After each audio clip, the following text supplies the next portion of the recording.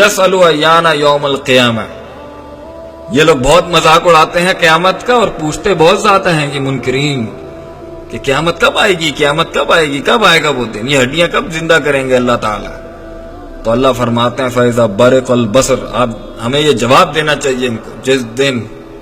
آنکھیں جو ہیں وہ پتھرا جائیں گی، وہ ڈائزلڈ ہو جائیں گی، وَخَسَفَ الْقَمَرُ، اور چاند جو ہے وہ اس دن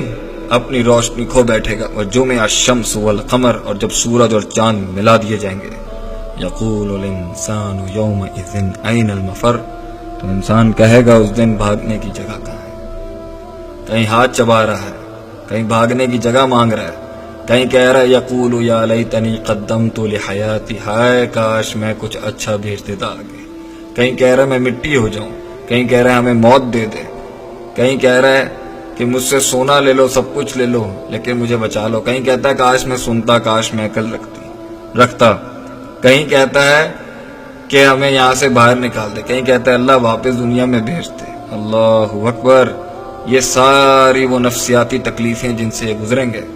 سورہ زمر میں اللہ فرماتے ہیں وَسِيقَ الَّذِينَ كَفَرُوا إِلَىٰ جَهَنَّمَ زُمَرًا، اور اس حد تک کہ جب جہنم کی طرف گروہ در گروہ ان جہنمیوں کو، ان کفار کو لے کے جایا جائے گا،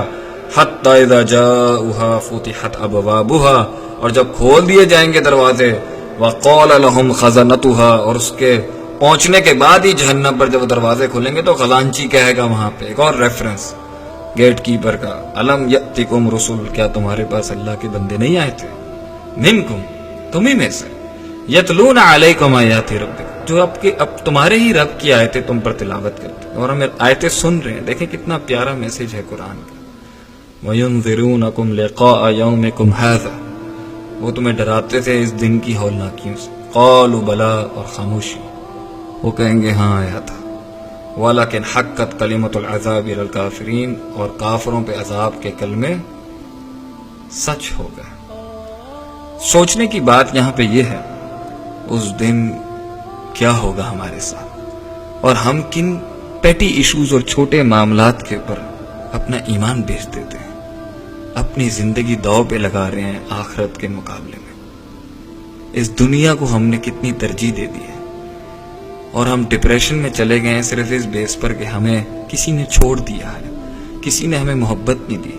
کسی نے ہم سے بات نہیں کی، کسی نے ہمیں امپورٹنس نہیں دی، محفل میں ہمیں سینٹر آف اٹریکشن نہیں بنایا گیا، یا میں ساروں انسانوں کا بادشاہ نہیں بن سکا۔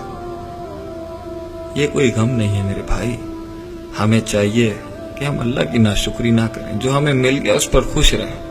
اور ان ہولناکیوں سے، اس تکلیف سے جس نے انسانوں کو پاگل کر دیا، وہ کہتے ہیں مٹی کر دے اللہ، وہی انسان جو زندگی کا خواہش رکھنے والا، نئی زندگی ملنے پہ تو اسے خوش ہونا چاہیے تھا،